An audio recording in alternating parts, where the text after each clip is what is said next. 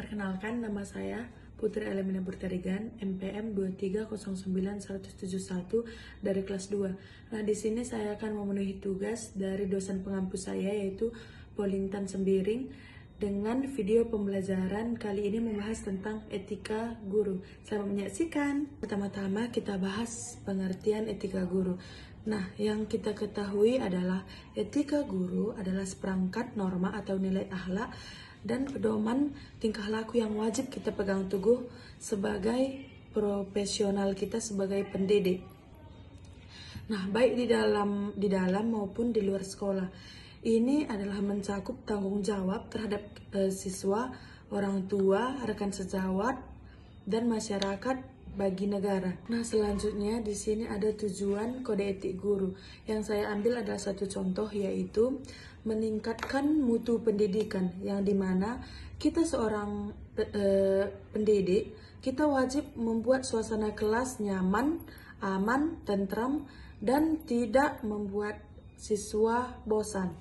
Nah, di sini kita harus membentuk kenyamanan itu dengan cara mendidik anak-anak dengan baik dan dapat mengarahkan siswa menjadi tentram dan tidak membuat keributan di dalam kelas sewaktu pelaksanaan pembelajaran. Yang kedua, kejujuran profesional, yang dimana kita sebagai pendidik dituntut untuk mengajarkan kejujuran terhadap siswa-siswi kita supaya dia melihat contoh yang kita buat adalah patut dicontoh, patut ditiru.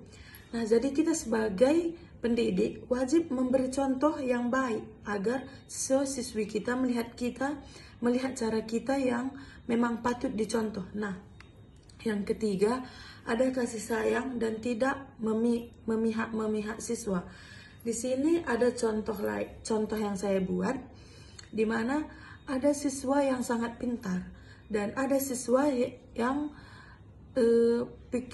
cara tangkapnya berbeda dengan siswa yang pintar. Nah, di sini kita sebagai pendidik tidak boleh memihak, tidak boleh pilih kasih kepada siswa-siswi, di mana karena sebab itu tidak mencerminkan etika seorang guru.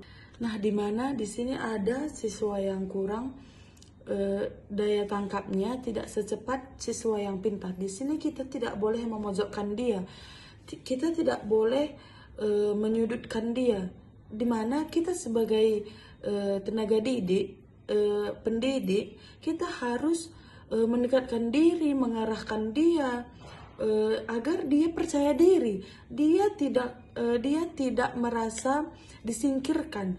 Oleh karena itu, kita harus mendekatkan diri dengan mengajari dia, membimbing dia, menyatukan dia dengan teman yang sangat pintar. Oleh karena itu, dia akan daya tangkap dia akan cepat lambatnya akan sama seperti yang pintar, walaupun ada sedikit perbedaan.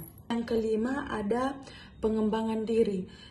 Kita, walaupun kita sudah tenaga pendidik, kita harus terus-menerus update, ada kemajuan, tetap belajar. Walaupun kita sudah seorang guru, kita harus tetap belajar. Kemajuan zaman ini mempunyai banyak masukan-masukan. Jadi dengan kita tidak mau mengembangkan diri, belajar, terus mengasah otak, jadi kita sebagai guru juga bisa ketinggalan oleh guru-guru yang di kota. Nah, yang terakhir ada sikap terhadap masyarakat. Di sini kita harus membangun hubungan yang baik dan dengan orang tua siswa, dengan semua masyarakat. Oleh karena itu, dia percaya bahwa kita akan mendidik anak-anak dia dengan baik. Jadi kita harus memberi kepercayaan itu terhadap orang tua, masyarakat yang ada dekat-dekat sekolah kita, agar dia mempercayai bahwa kita wajib dicontoh, kita layak untuk mendidik anak-anak tersebut. Nah, selanjutnya yaitu contoh penerapan etika sehari-hari. Di sini ada beberapa contoh yang saya ambil, yaitu yang pertama, disiplin. Nah, sebagai seorang pendidik, kita harus disiplin. agar siswa kita juga mengikuti, dapat mencontoh yang kita buat.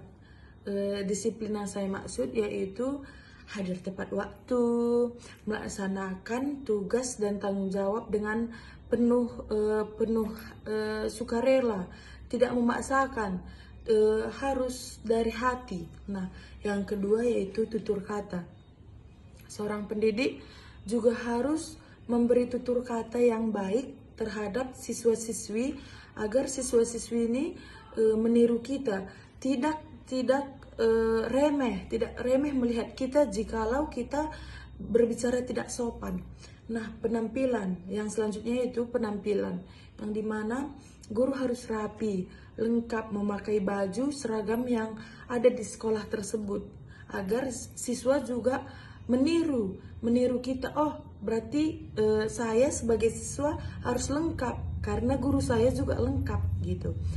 Nah, yang terakhir yaitu teladan, menjadi contoh. Oleh karena itu kita harus membuat kejujuran, disiplin, dan membuat contoh atau menerapkan ke diri kita, merendahkan hati agar siswa kita juga tidak semena-mena terhadap kita sebagai tenaga didik.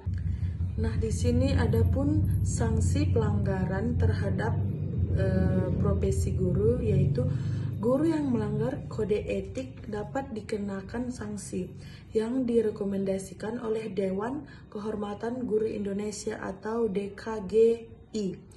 Mulai dari sanksi moral, teguran tertulis, hingga pemberhentian jabatan. Nah, di sini kita dapat membuat kesimpulan, yaitu guru tidak hanya mengajarkan ilmu, tetapi juga menanamkan nilai-nilai moral melalui keteladanan, contoh yang dapat ditiru oleh peserta didik.